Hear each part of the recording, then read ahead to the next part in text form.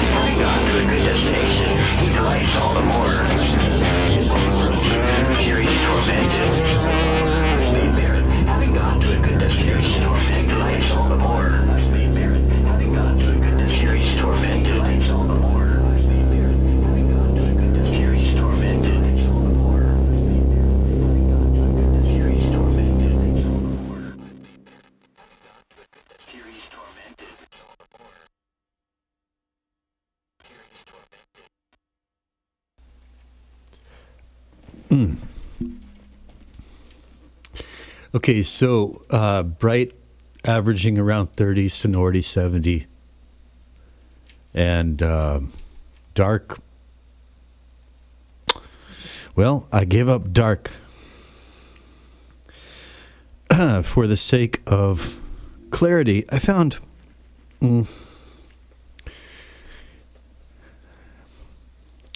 not really a compromise, somewhat of a compromise. I mean, here in Tone Booster's Real Bus, which is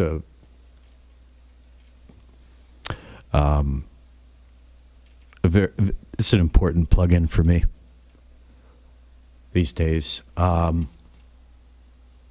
Reel-to-reel tape machine emulator. It's got a lot of different tones in it. And yeah, some mixes, it just depends on the mix. So for Dirt in the Ground, I think I used, what was it? It was either, it might have been over-biasing that preset down here. Or, no, I don't think it was that one. I think it might have been Round and Warm. I forget. But for this one, Swiss Legends was the way to go. It, even though it didn't register any darkness on the meter, it did impart a bit more of that softer, darker sound that I associate with analog. I know it's a point of debate and contention these days. Some people say that that's just a big myth, and others, really older school guys like me, swear by it. There's just, no matter what you say, no matter what you say the science says or the whatever, there's something about analog. And I love good, clear digital sound too, don't get me wrong. I'm trying to find a happy medium here. I value clarity. I value warmth, some darkness. I often find that there's can be a bit of a trade-off between clarity and power. Right? So anyways, yeah, this mix passed the road test with flying colors, man. And I've got 3 presets in the car stereo. There's like normal, and then I don't know, the other one is kind of like bass enhanced.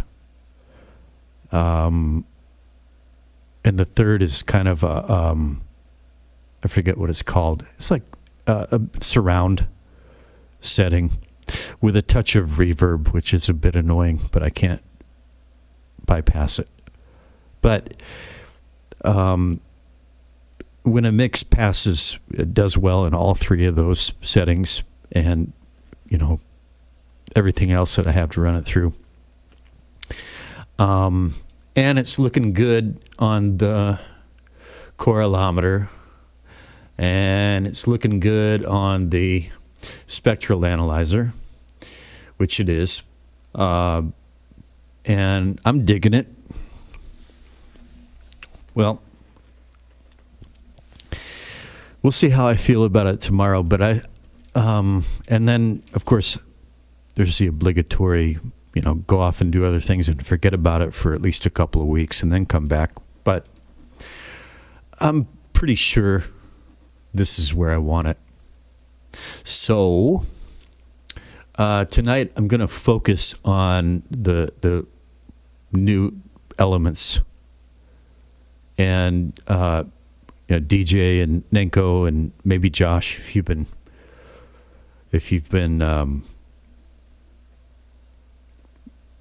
following my progress on this, let me know. I just think this is more balanced. I wish it had a little bit more power in the low end. And maybe there's a way to make that happen, but I'm not going to sacrifice clarity for that. I think it has enough power, enough oomph. So, 3 things that are, 2.5 things that are new. So this guitar track right here has been here the whole time. Sounds like this.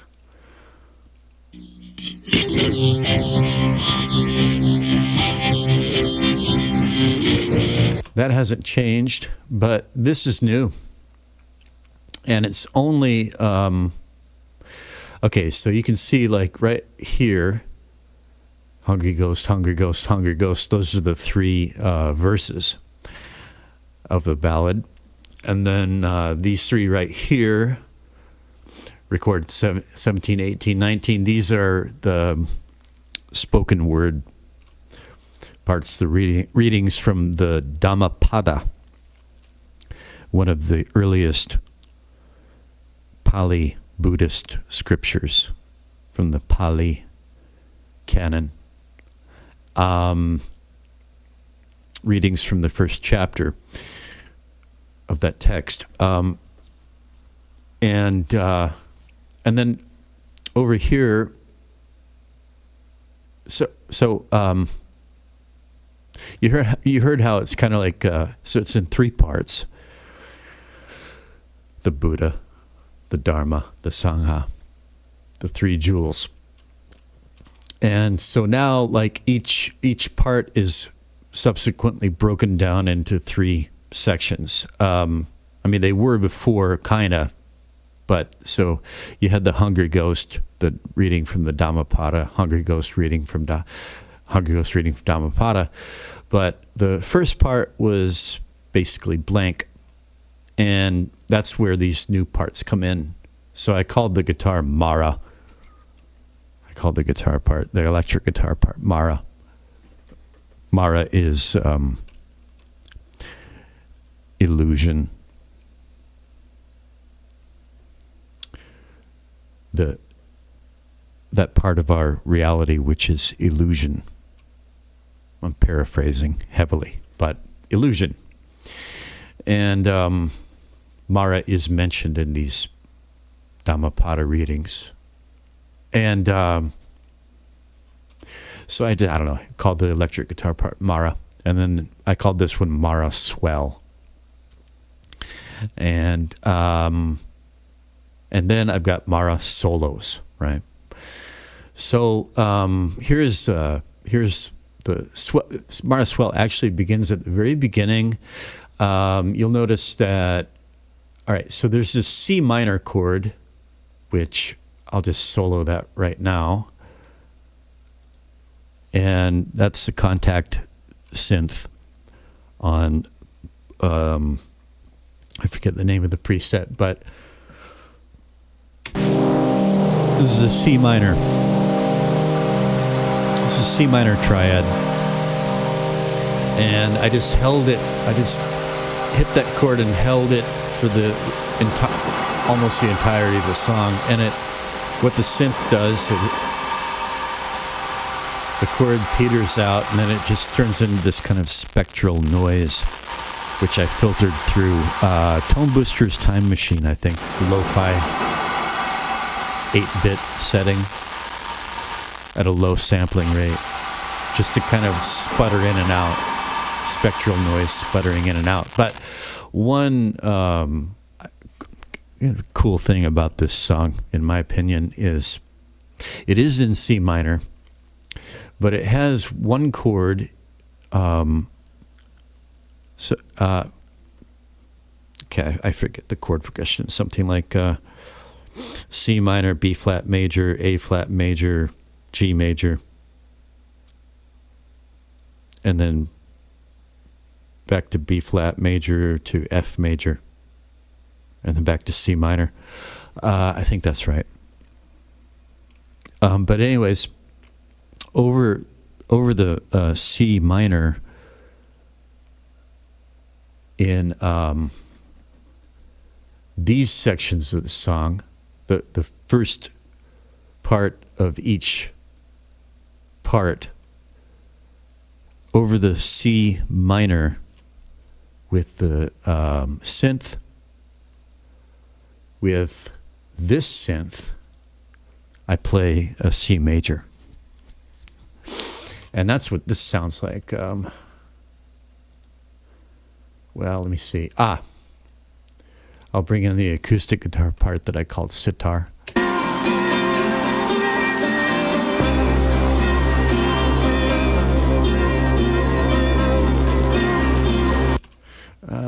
No, okay. The C major, all right, that's right. The C major is in the Mara part, in the electric guitar part. So you can hear C major over C minor. It gives it a tension and a dissonance that I like.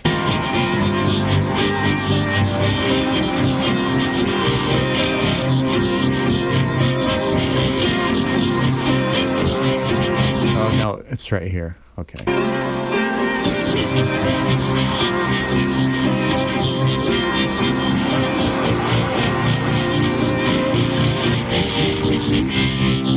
There's a C minor. And so the clash is not as apparent as it used to be. But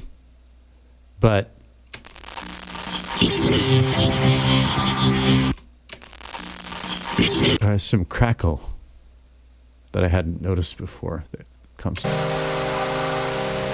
Oh, that's right. I want to unsolo that. Okay, so here's the C minor, or C major. That's C major. But the acoustic part, the sitar part, is playing basically a C minor.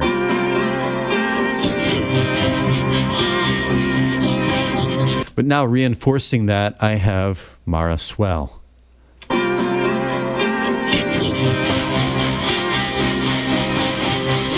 So these two are playing the C major.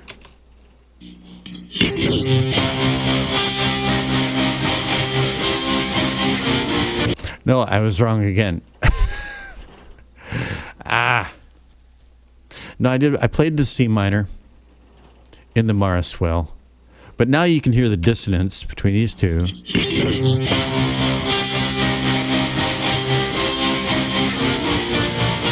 Those are both major.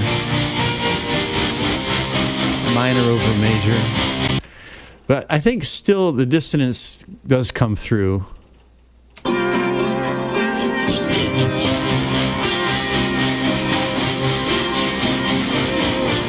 There's kind of an uneasy quality to it. And so, here at the beginning, you see I've got this volume automation drawn here. So it starts with the C minor chord on the contact. That little rattling, rumbling in the background is a new little friend of mine running on his wheel. He doesn't even know I exist, basically, but I kind of want it that way. I don't know if you can hear that.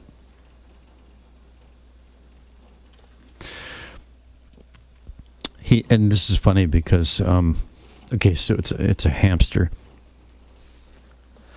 I'm not ready for another rabbit.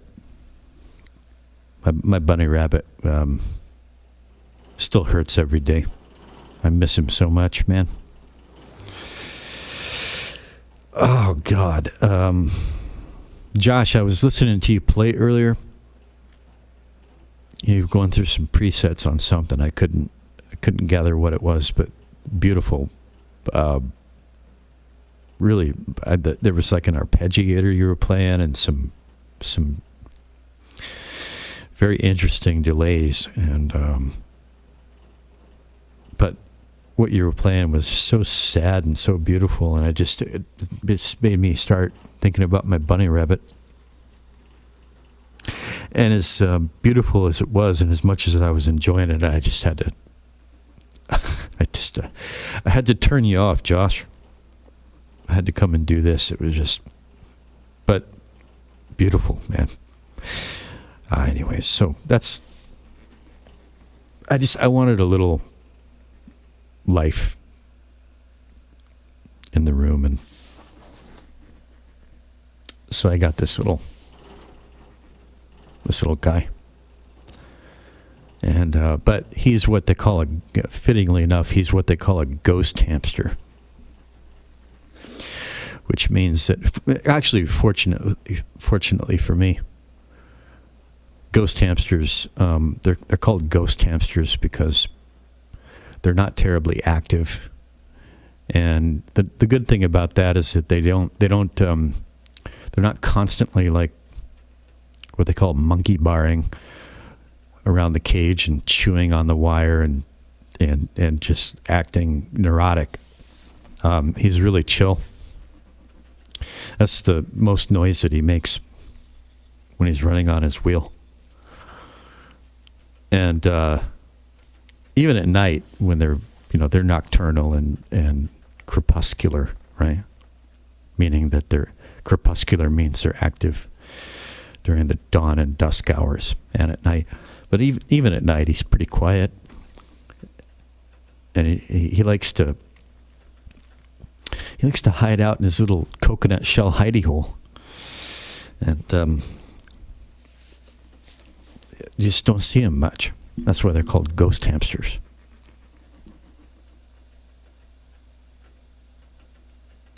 I've had him about a week, and I'm supposed to start, taking him out with the gloves on and training him to be handled, and I don't know. Just haven't. Maybe I'll get around that tonight, but well, anyways, why am I digressing about a hamster? Oh, because the noise is distracting. Right, so there's the C minor on the synth, and if you're new here, by the way, this is kind of long format, and that's because I'm trying to. When I was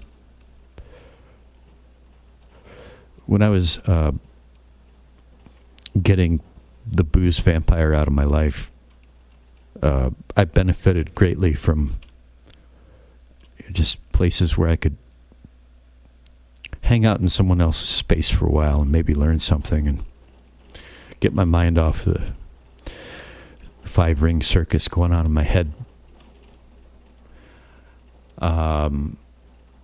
So, I tend to meander sometimes. It's all good. At least, well, anyway. All right, so C minor on the synth. And at the very beginning, a C major, I play a C major chord in this track that contains also these swell parts. Now, this part are all under the STFU tremolo. They're all under a tremolo. This is not. Here's where the tremolo kicks in right here. And this is at volume minus 9.9. And so you hear a little bit of that major color over the minor, and it quickly fades out. So it sounds like maybe a little bit too much of the major.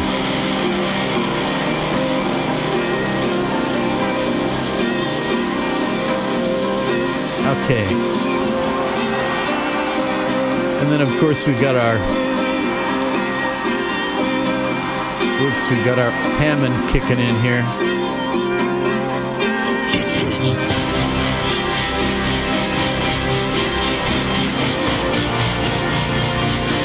Love the Hammond. Just love it. I always have. Love the sound. And I am using the Hanon B70 this time. I've got two Hammonds, 2 Hammond emulators.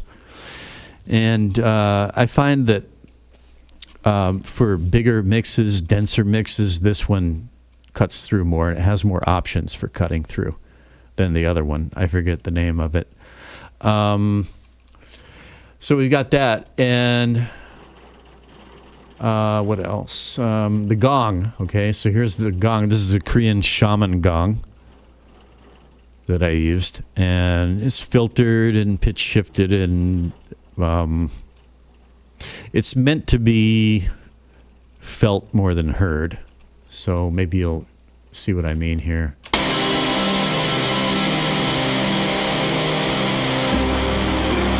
Right?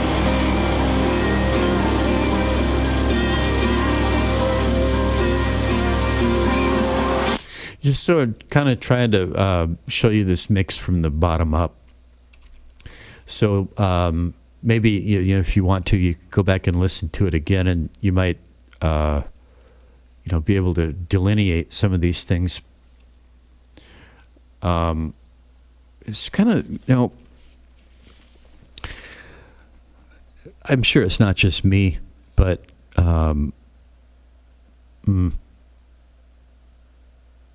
you call it a philosophy or an approach to mixing, more so than arrangement, although it's also partly arrangement. But I try to listen to my mixes with sort of 2 sets of ears, more than 2 sets, but I'm talking about these 2 sets of ears. Sort of the unfocused, just listening to the general sound as just one sound. Try to hear it as one sound, one unified, as much as possible to try to hear it as someone would hear it who'd never heard it before. Because the first time you hear something, that's what you're just hearing, one sound. It's kind of like a baby is born into the world, and the baby just sees just fields of shapes and colors and doesn't know what anything is. It's just, the world is all just one thing, swirling and morphing and moving around. At least that's how we think babies see. Pretty sure it's correct. And then they as the brains and nervous systems develop, and as they become accustomed to the darkness, as their eyes adjust to the dark.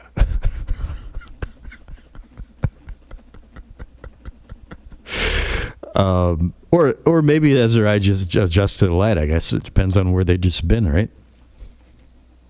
Right? Yeah. But gradually, definitions creep in, and categories are formed, and the one branches out into the many. And I think it's similar with, at least for me, listening to something for the first time. If it's any good, if it has any subtlety, then I go back and listen again, and I hear something I didn't hear before, and I go back and listen. Every time I listen, I hear things that I didn't hear before. To me, that's a good mix. That's an interesting thing to listen to. It's all my favorite stuff. Some Rush stuff. I've listened to it for decades. And I'll go back and listen to it again after a long time, and I hear something new. And so, of course, insofar as it's possible, I try to sort of listen to it with baby's ears, newcomer's ears, and just hear it as one unified sound. Pay no attention to the details that I know all about intimately. But then, right? Listen again with my mixer's ears, my musician's ears, my composer's ears, all of that. And I know everything in there. And then some things that some things just come out of nowhere. And they're just, I don't know. Sometimes there are things that come out of nowhere and you don't want them there, and you got to figure out how to get them the hell out. And then sometimes they're just, oh, you can stay. Yeah. Didn't expect you, but, kind of like a spider that builds a web in the corner, and, yeah, well, he's okay there. I'll let him be there. That kind of thing. So I listen, can I hear all these things if I want to? So, it is going to be a long one, but yeah, so I'm just going to point out some of the little things, some of the spiders in the corners, and sometimes they're like, ghosts hovering and wisping around, right? Ghostly things happen too.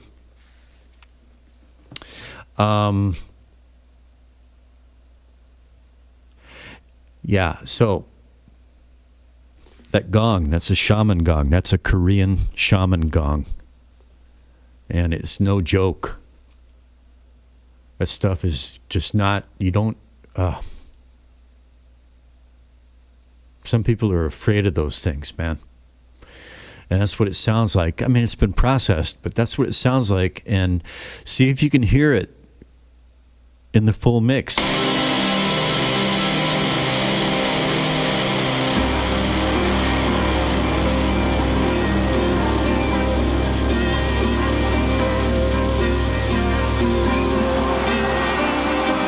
And that's where the bass kicks in. Now, I'm getting to that because I said there's like 2.5 new things, and that's the half. Because the bass line was there, but it wasn't really there the way it needed to be. And now it is. I'm going to show you how I did that. I did it with Airwindows Creature, which I'm going to mention in the video title, I think, along with a couple other plugins that I used. So, yeah, let's just go ahead and solo the bass, and you can hear that coming in.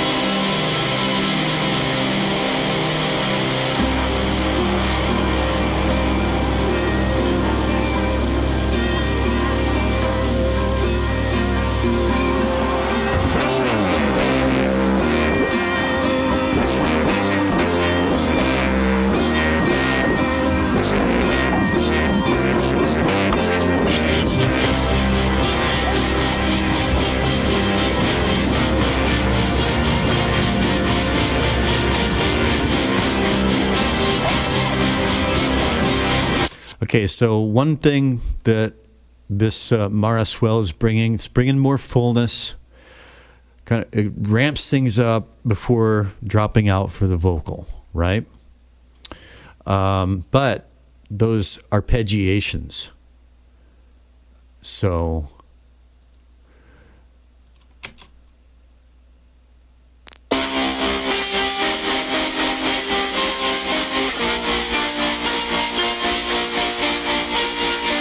and here's the EQ curve for that.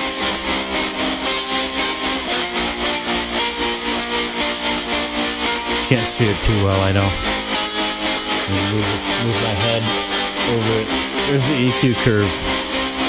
Ninko, there's the EQ curve.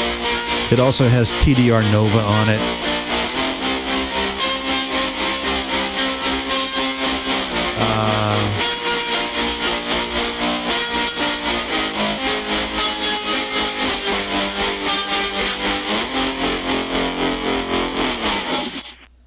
Oh, no, it doesn't have TDR Nova on it. Okay. Anywho.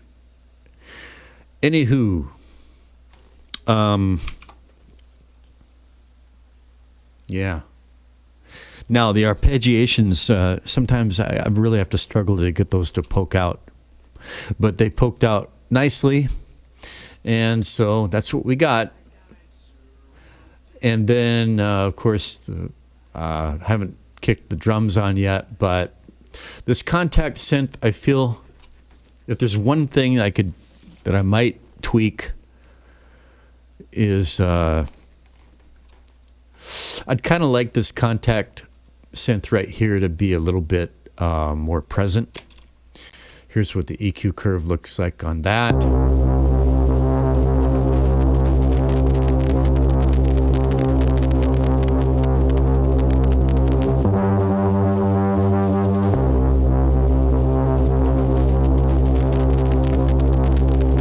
A little scratchiness by intent. That's probably not the best EQ curve, eh, Nico? Here. I mean, I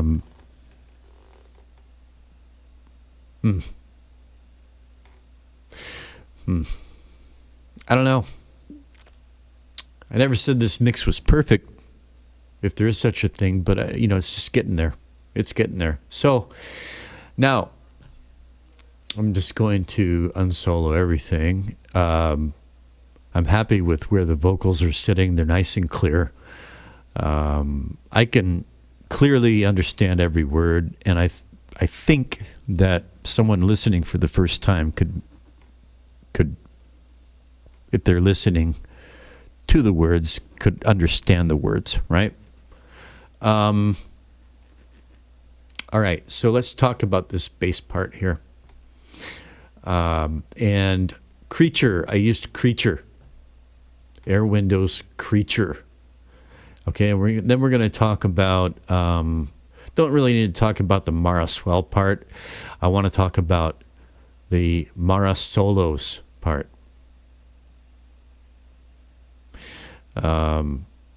Parts. Because these were a challenge. And yeah, I've got some, well, I'm going to show how I did it. And I've got some, I don't know, thoughts around that. All right, so on to the bass part. A lot of plugins here.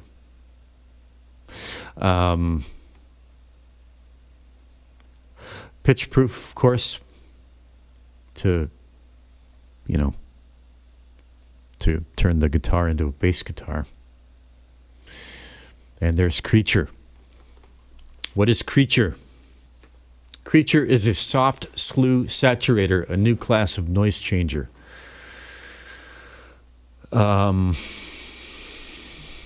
It's a way of working with applying a sine function to slew clipping. In fact, okay, that's technical shit. I don't understand that. Where's the part I understand? What Creature really does is roar. As you keep adding depth, the gain and the thunder increase unreasonably. Now he's speaking my language. Chris is such a good writer. He gives you the technical, and then he does a different kind of write-up for dummies like me. The gain and the thunder increase unreasonably. The total force on tap is pretty ridiculous. It is. He's also an accurate writer. And it keeps getting harder to control as you turn it up. It does. There's an INV, I guess that means inverse control, that can give you a really interesting cancellation that acts like a high pass-ish, but not like any high pass you've ever heard. Using it in phase in wet mode unleashes a monstrous overdrive with humongous bass that refuses to lose weight even at impossibly high gains. Real interesting on drum rooms, okay. There is no overdrive, there is no EQ, there is no high pass. It's just Creature, which is very much its own beast. It's also a very, very simple algorithm. Isn't that so often the way? So especially at low depth settings, all this monstrousness can be yours for almost no CPU. I'll be finding ways to put this to use, but as always, you've got it fresh from the plugin forges. Be careful and have fun with your new creature. Well, I did. Let me tell you. And, okay, so I'm going to come back to creature. I've also got bass amp, which is not only good for bass parts, good for other things as well. Pants, how do you pronounce it? Panks. My brother tells me it's a Polish word. And this was a Polish company, Spectral. My brother lived in Poland for a long time. You should know. And this is a transient shaper. And I used it to enhance the transients on the bass part. There are some hits on the bass where I wish I had done it a bit more staccato. And at first I didn't like the bass part, but it's grown on me. I think I'm pretty happy with it. Those hits that were or notes that were kind of had too much not sustain, but sustain, whatever. I do have a in this pro channel. I do have where is it? A gator, the gator, and I might be able to use that to. We'll see how that works out.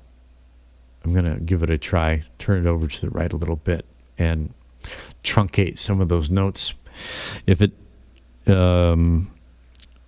sounds well, just if it sounds good, it'll sound good. If not, then whatever. But what else? Dark Mass. First time using this, but I liked what it did. Presence preset.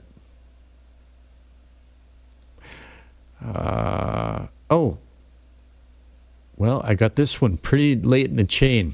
I can't remember if that's by choice or by accident.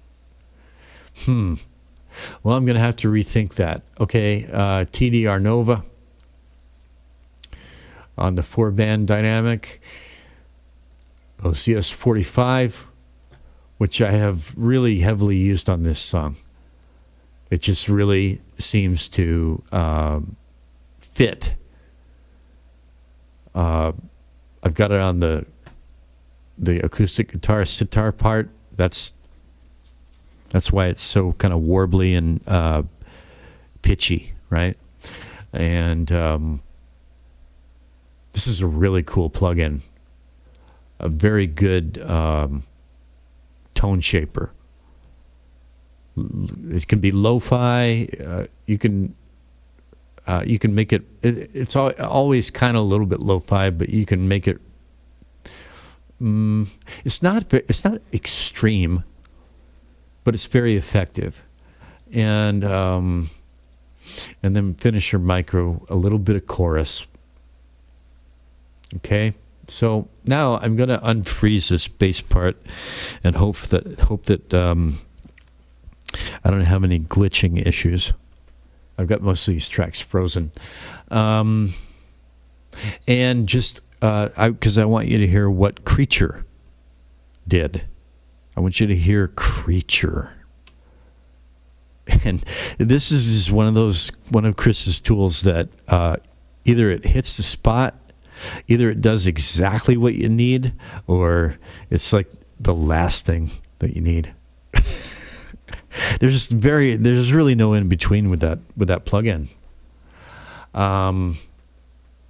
So, okay, unfreeze, and I'm going to see. This was Creature, right? Yep. Creature usually does well early on in the chain. So I'm going to bypass it and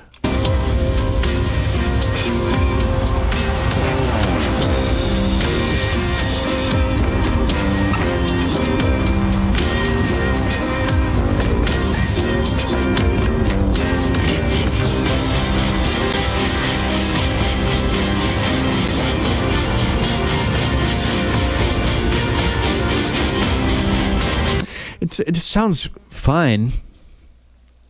Okay, I got it to where it's it just wasn't fat enough. It wasn't gnarly enough. It wasn't, and especially later on in the song where the vocals kind of like you might have noticed that the vocal part in part 2 kind of like comes in a tiny bit later, and it's just kind of disorienting. It shifts the pulse of the song, but the bass part stayed the same, and so there were just times where the vocal is covering the bass part, where in a way it didn't in the first verse, and the bass is just wasn't coming through, and so Creature. This is what Creature did. So I'll start it again, and then I'll kick Creature in. I'll tell you what. I'll let it play until the organ and the electric guitar kicks in, and you can hear the bass part just kind of like really take a back seat, right? And then I'll turn Creature on.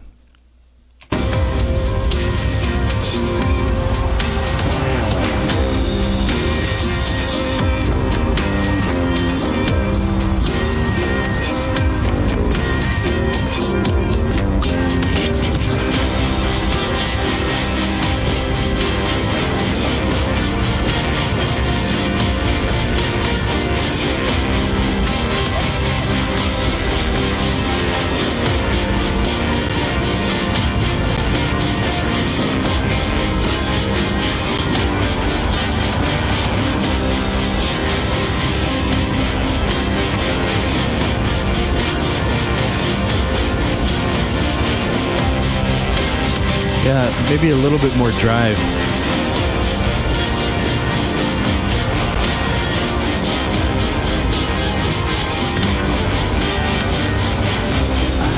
Surrounded by such precious things,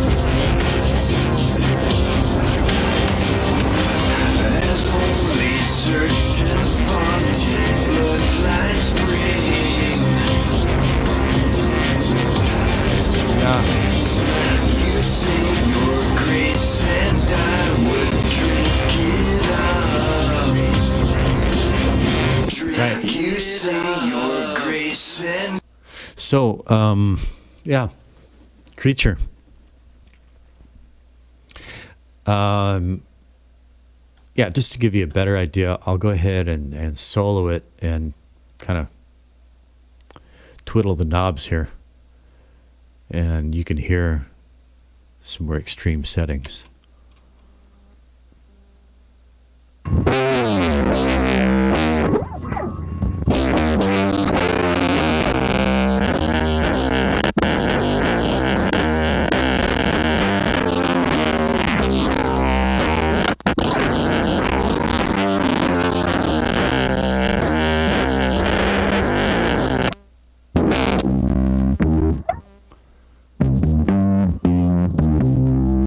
That's interesting, you know?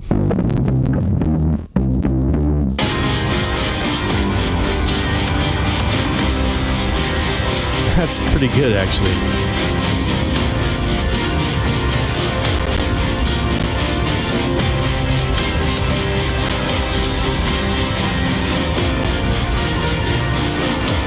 Way more subtle.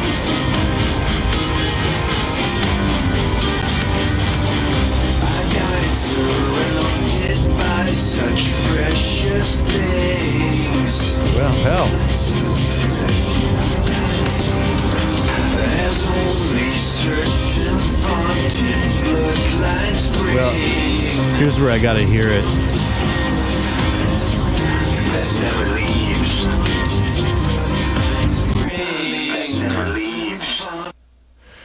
Here's That never leaves.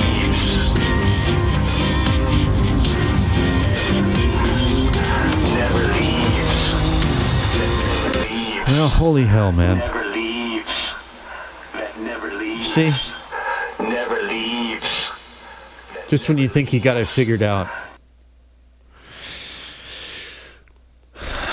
All right, drive at 25, depth at 89.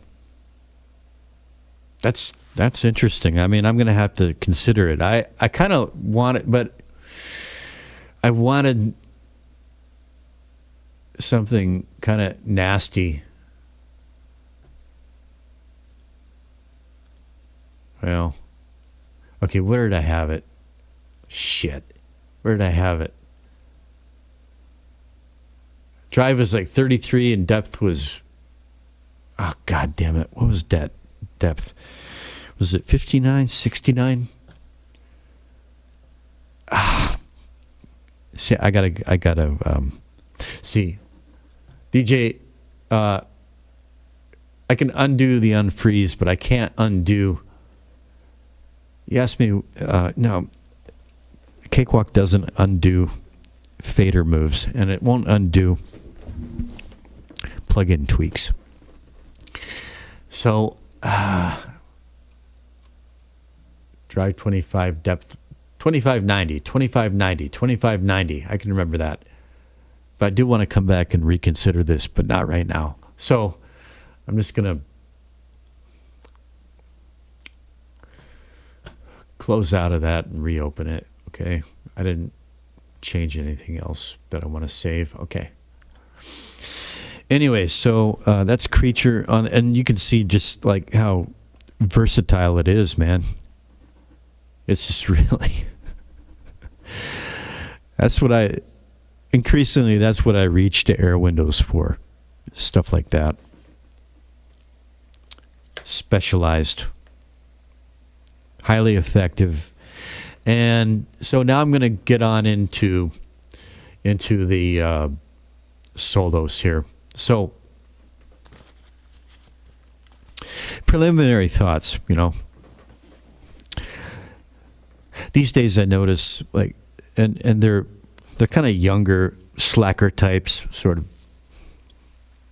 young, or young, the youngest millennials, what comes younger than them, Gen Z. These, I don't know, they're in their 20s, maybe early 30s, and they're kind of slackers. And it's going to get worse because there's going to be soon there's going to be AI plugins that just mix everything, just EQ and mix everything for you. And they're going to have presets for different kinds of mixes and genres. And then, you know, this is going to become a lost art for a while, I think. And all the kids are going to think it's just great because they don't have to learn anything. But now, you know, these days they're just like, hey man, you don't need to mix anything. Nobody knows the difference anyway. If you like it, you don't need to mix it, man. Just don't let that stop you from releasing stuff. You know, out into a world that's just flooded with shit.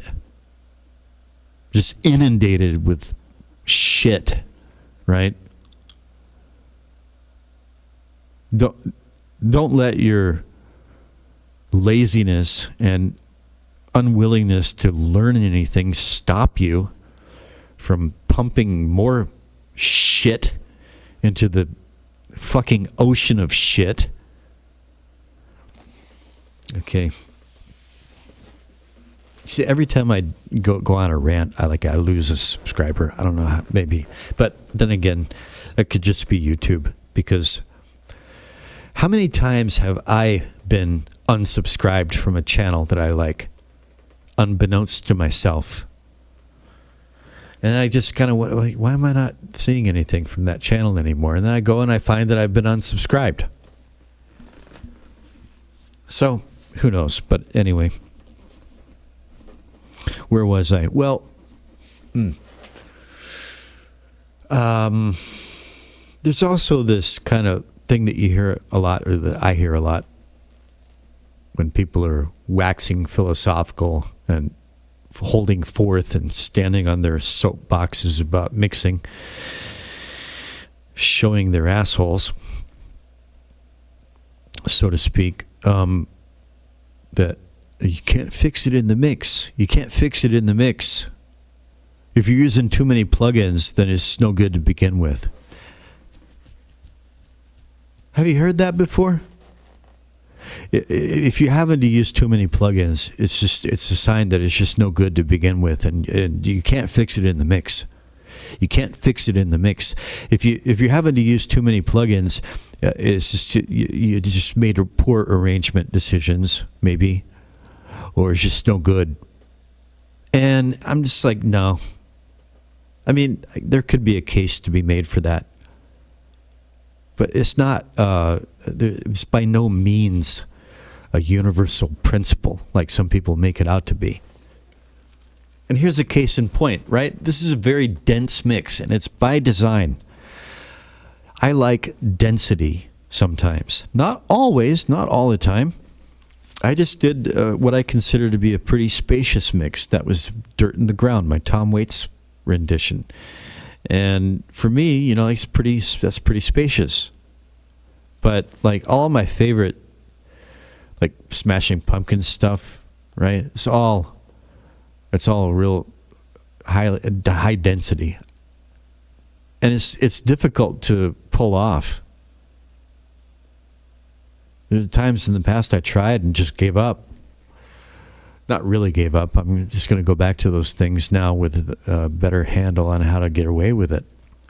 But on into this very, very dense mix, I want to put some guitar solos. And okay, so I've got a Yamaha SG with humbuckers, and all right, and I'm running through my favorite amp sim in the M-Audio black box. It's a nice big fat stack, distortion, right? Kind of like a boogie. I think it's like a Mesa Boogie rectifier sound. You can play jazz chords through it, and all the nice harmonics will ring out. And so I've just taken to using that for this album. That's what I use for my distorted guitar sounds. But here's the thing. So high notes are going to poke out just fine. It's the mid-range and lower notes that are just going to get buried. So how can I get those lower mid-range notes to stand out, but rein in the high notes so they're not like overbearing? Get a balance where the whole solo is audible, okay, and it's unified and balanced and distinct. This used to be, I was surprised at how quickly I figured it out this time. But it's come with a lot of trial and error. And it takes a few goddamn plugins. Thank you very much. They're tools. They're meant to be used. So, I don't... Can one use too many plugins? Yeah. Can one overuse them? Yeah. Does it mean every time you got 9 or 10 plugins on a track that you're just like you're guilty of malfeasance, audio malfeasance? No.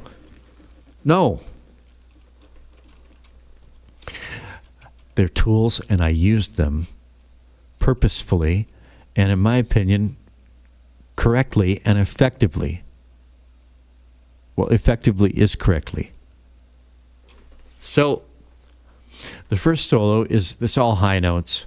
So it was mainly just getting them to sit and not be too, not just, again, balanced in terms of tone, not too loud, not too soft, not too, right?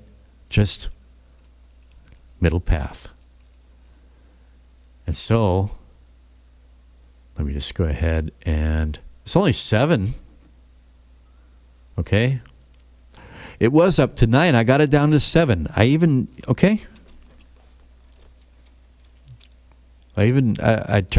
was as minimal as I could be.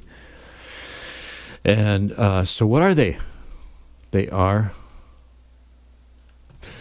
bass drive, secret weapon, Airwindows bass drive. You can see presence up to 71, high up to 57, mid up to 71, low up to 71, drive up to 79. I used it and I really had to tweak it. But this was a sweet spot. And I'm going to A-B these for you. Good old IDX. This one right here, this one made a huge difference. Tone Boosters Broadcast Processors. First time I used it.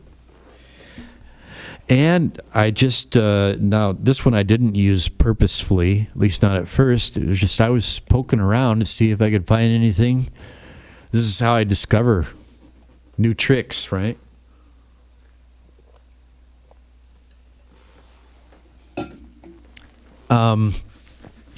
DJ, sorry this is taking so long because I know you're interested in the tools.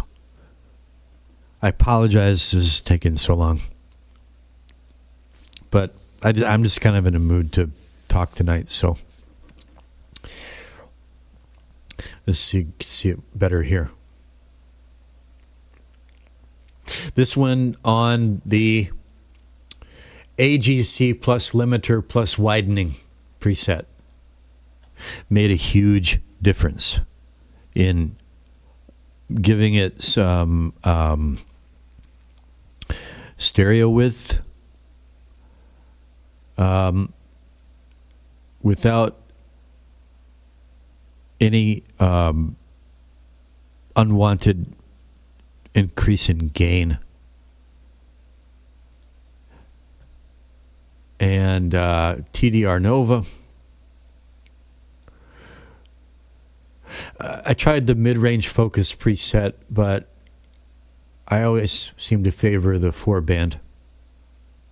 I'd rather just do it manually and be able to tweak the sides. So as you can see, the EQ curve up here is very mid-focused. Okay, and this is the other really important one, the Tone Boosters Time Machine. This thing is just so insanely useful for lo-fi stuff. And this moolah button, I'm not going to pull up the explanation right now because I don't want to open up my browser with like 37 tabs open and push my CPU even further. But this moolah button is a good one. And so, okay, well, this is my Hungry Ghost preset. But I start with 8-bit fun. Oh, it's not going to go to that's interesting. Oh, God. I hope I didn't overwrite that. I think I might have overwritten 8-bit fun with my settings. Boy, I'm gonna have to reinstall this plugin to get that preset back because I like the preset settings, and I think I overwrote it by accident. Okay, well, live and learn. Anyway, this one, the sample rate pulled down, the high pass pulled down. This high pass was really important for getting those lower notes on the fretboard to stand out. The bit rate at 7.1, yeah. AD and DA aliasing don't really make a huge... DA aliasing made some difference. Anyway, this one... Again, the OCS 45, big, huge difference on diode distortion. Drive all the way up. Tone a little bit shy of 12 o'clock. Some of the wow wobble on. Cassette type 2 just turned out to be the best balance. So far, every single time I've used this, I favor cassette type 2.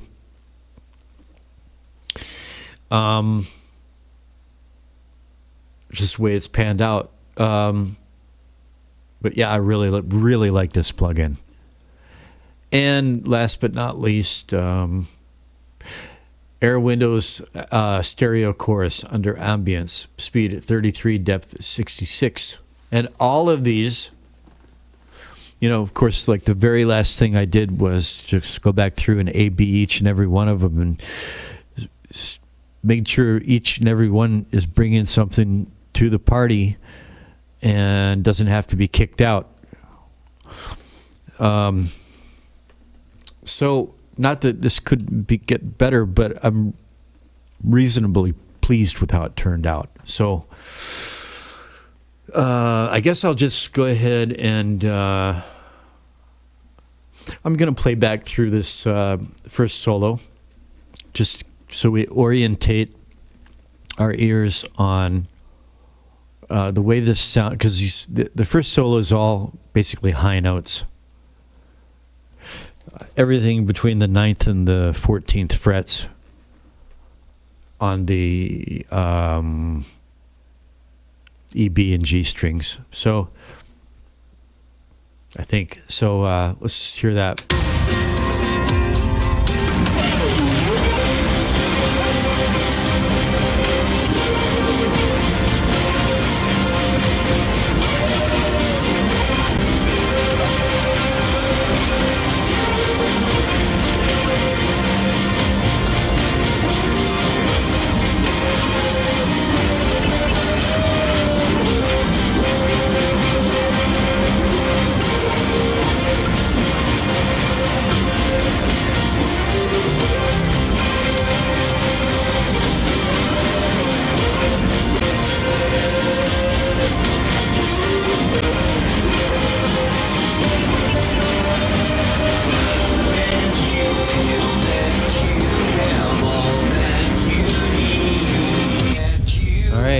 Onto the second solo. Onto the second solo. This had some. Now, even though the waveform is like bigger, it's harder to make out some of these notes on lower strings and further down toward the nut. Okay. So as I play through this, just look over here. While I A/B, while I bypass and re-engage some of these plugins, these tools, and just hear what they do. First, I'm going to just bypass the whole effects rack. Okay? All plugins bypassed, and you'll hear the solo as it is.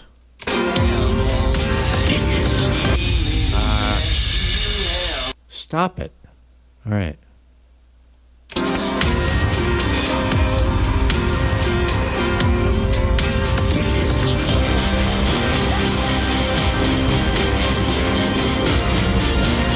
Can't hear it.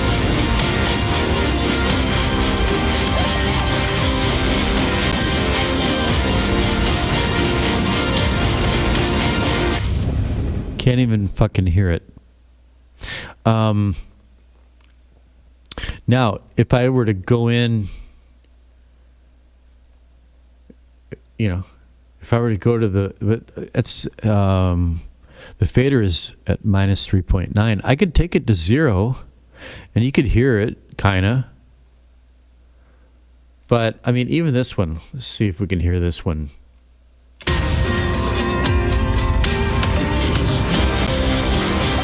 Barely, right?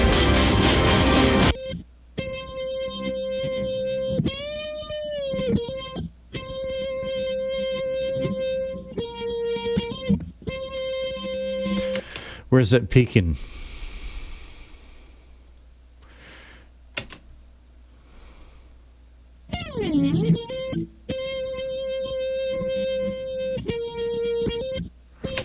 Why is that not? Oh, it's frozen. Okay. No, it's not frozen. Why isn't that?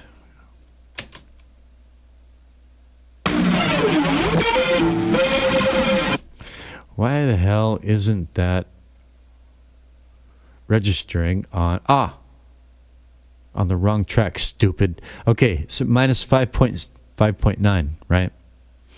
And so where is it peaking?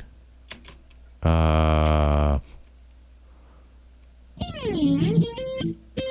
minus 16.4. So I could have tracked it hotter, but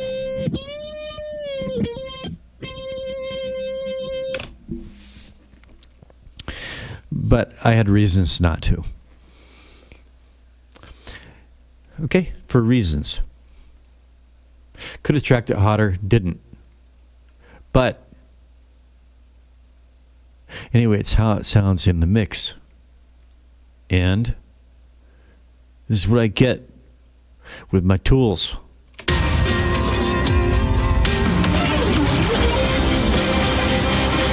And I want it lo-fi. It's supposed to be lo-fi. And, okay. All right, let's listen to the second solo with the plugins all turned on. And I'm just going to A-B them over here individually as it plays through. First, I'm going to play it all the way through as it is, and then I'll do a second pass and I'll A-B. Okay.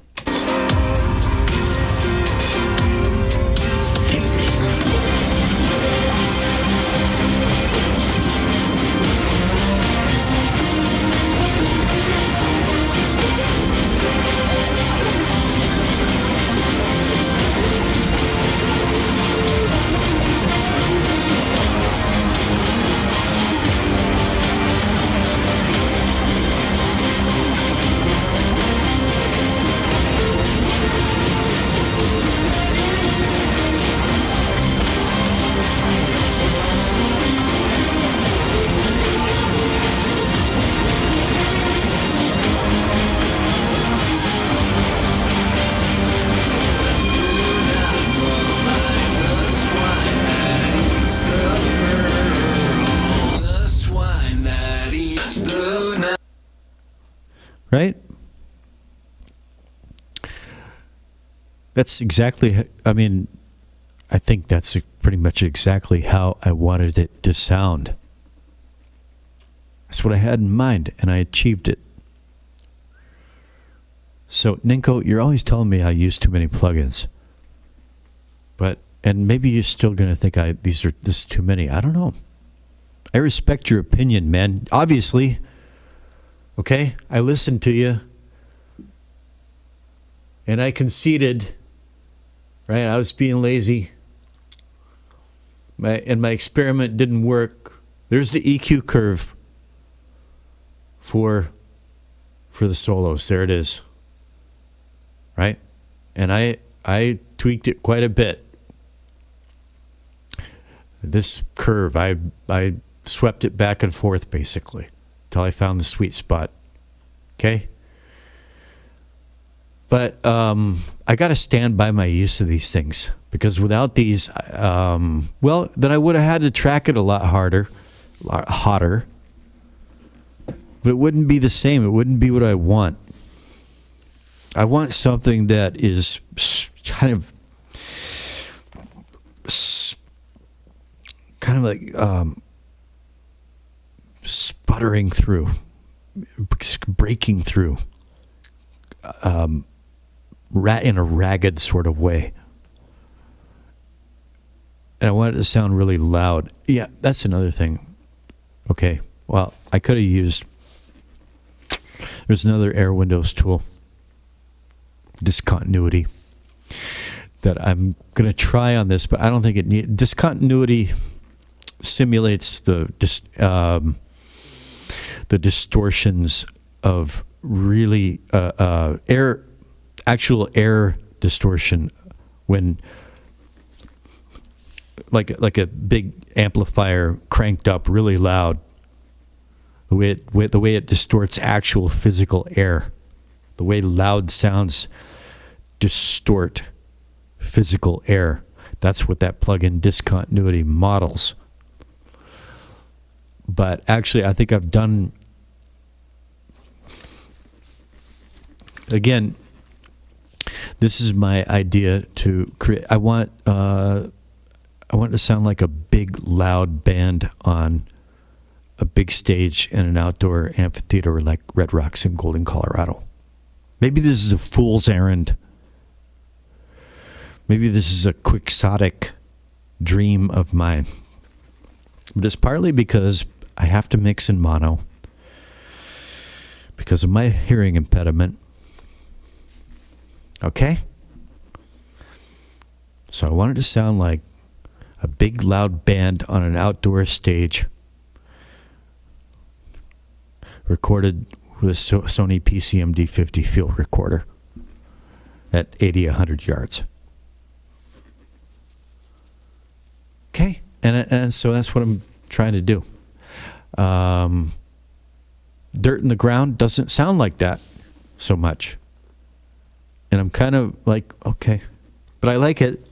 But anyway. Okay, enough of my blather. So I'm just going to play through this again and looky over here. I'll toggle them on, off and on. I'm not going to bother with Nova or IDX, okay? I'm going to toggle bass drive. I'm going to toggle broadcast processor. I'm going to toggle time machine. I'm going to toggle OCS 45. And I'm going to toggle stereo chorus. Ready? Damn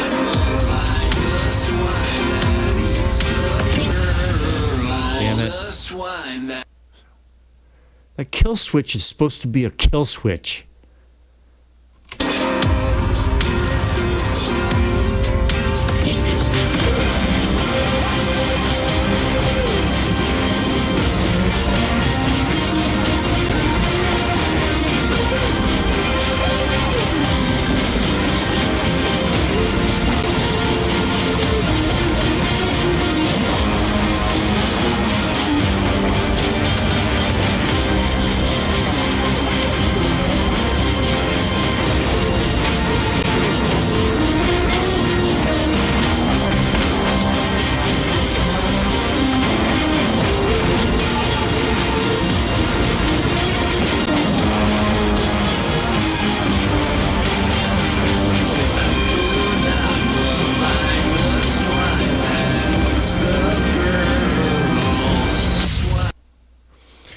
Okay, so like kill, kill, kill, kill, kill.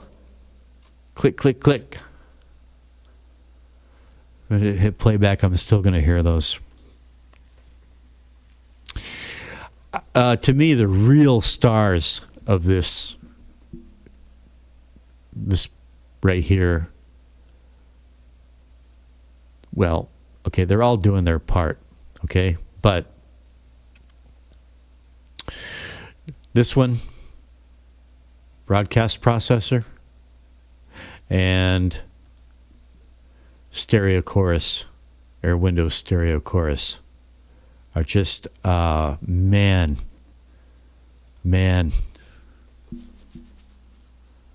Like, the notes still come through without those, but they just give it a little bit of a stereo spread in a very nice, very clear way. Not too wide, man. Just a little bit. Just a little smear. And yeah, let's see right here.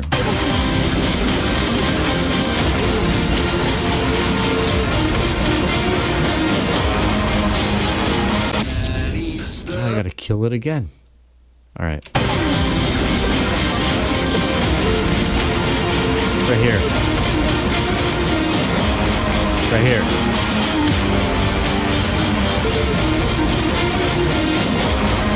Right there. Listen to that without Airwindows. stereo chorus.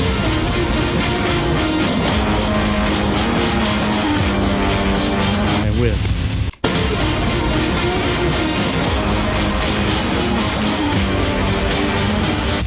And broadcast.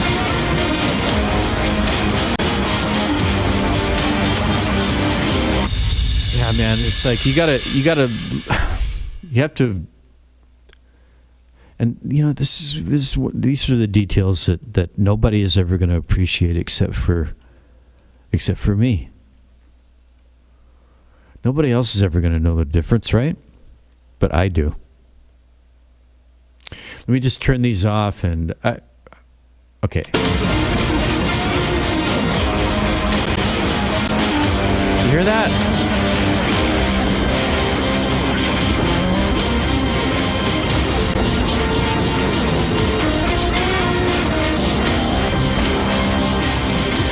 Especially this one, man. It just brings a dimension out. But also the TB broadcast.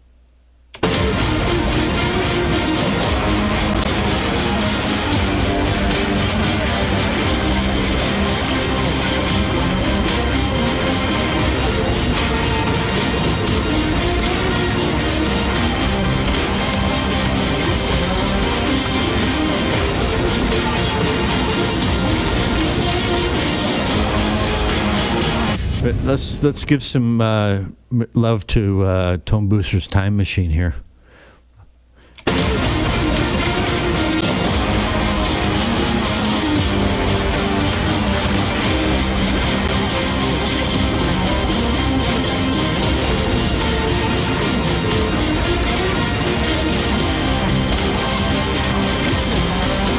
In a weird way, it makes it a little bit warmer.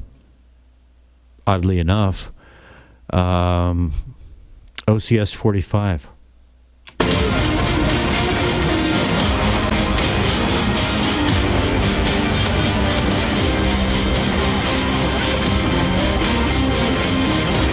That diode drive, dudes, my brothers, that diode drive in OCS 45. Well, I'm thinking, like, what is it? Isn't that like diodes? Isn't that I'm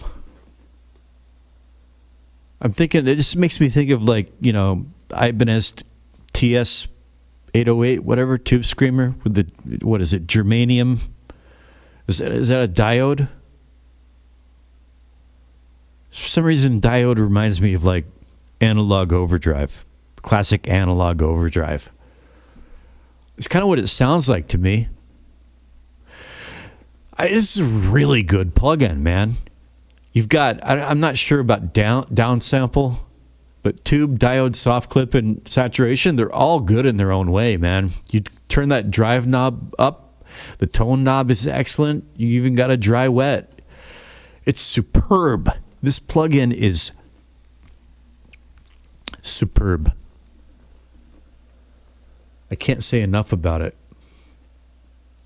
I should have turned the volume all the way down. Anyways, that's what I used, and I'm right now. I'm pleased as punch, and I could feel, you know, who knows how I feel about it tomorrow. But hey, man, sometimes it's good to feel pleased as punch, isn't it? I think, you know. I mean, obviously, you don't want to be a slacker. I was being a slacker with my EQing, and Ninko was right. Ninko, you were right. Okay? There, I said it.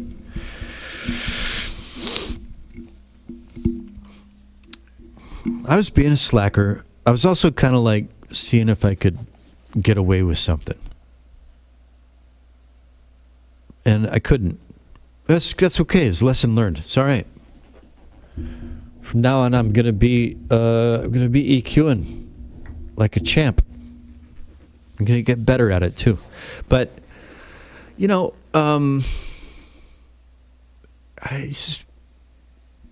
sometimes I think a lot of us have a tendency to, I don't know, Not that this stuff shouldn't be taken seriously. I mean, it's our art, so we should take it seriously to some extent. But sometimes I think we take it too seriously. At least I know I do, and that's when I know, like, if I need to step away and do something else and enjoy some other part of life. You know, remember what life is really all about, because, you know, when you feel that cold draft and death is prowling around with his sigh and his cowl, this shit is not gonna be where it's not gonna matter one tiny little bit, man. Not at like zero. And sometimes you have a little, you make some headway, you have a little success, in your own way. I think it's important to savor it, enjoy it, even if even if it's you're going to come back later and say, oh, okay, well, it wasn't that good. But when it sounds good, enjoy it. Enjoy it sounding good. Try to figure out, what is it? What did I do?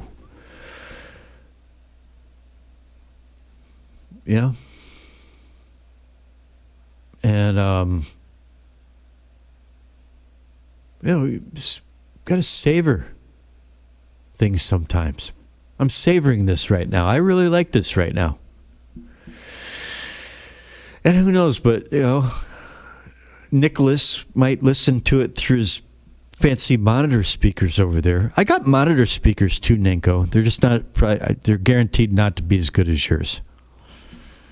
They're marketed as monitor speakers by Kurzweil, but he's a maniac.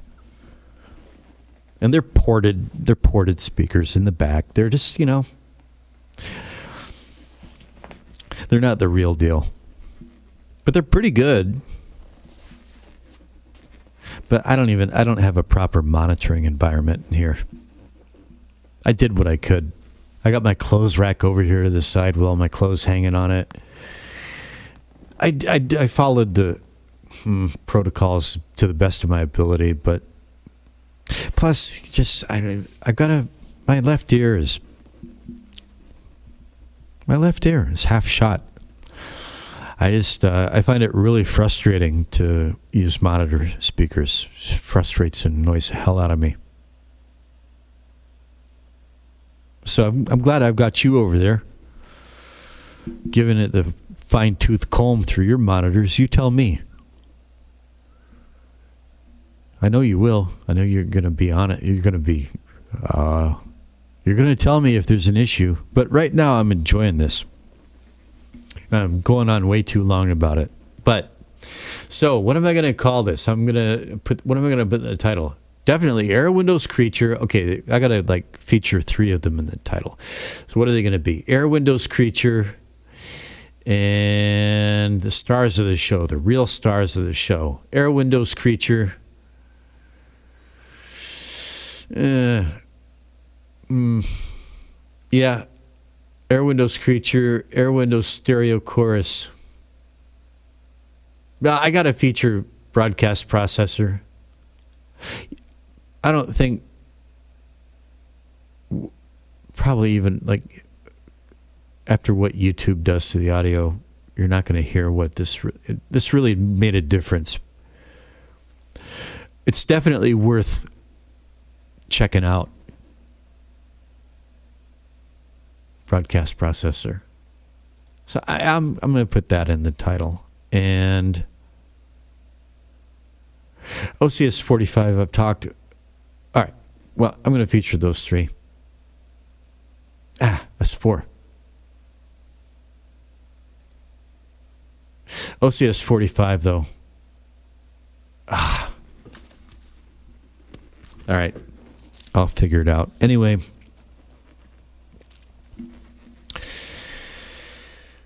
That's where it is. I think it's so. I think.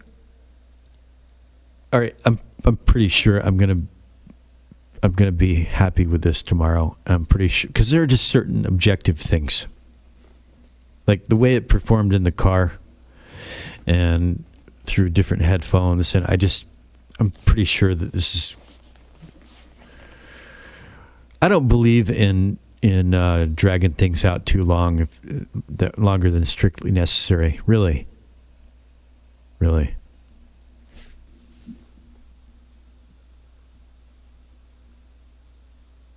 Because I've done this before, where I had something where I really liked it, and I just refused to be satisfied, and I just kept pushing and pushing, and I just ruined it.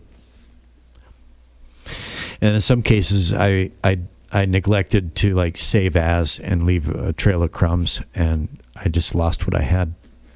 And so, yeah, I'm going to go out into the late night here, and I'm going to shoot some video with my cell phone camera.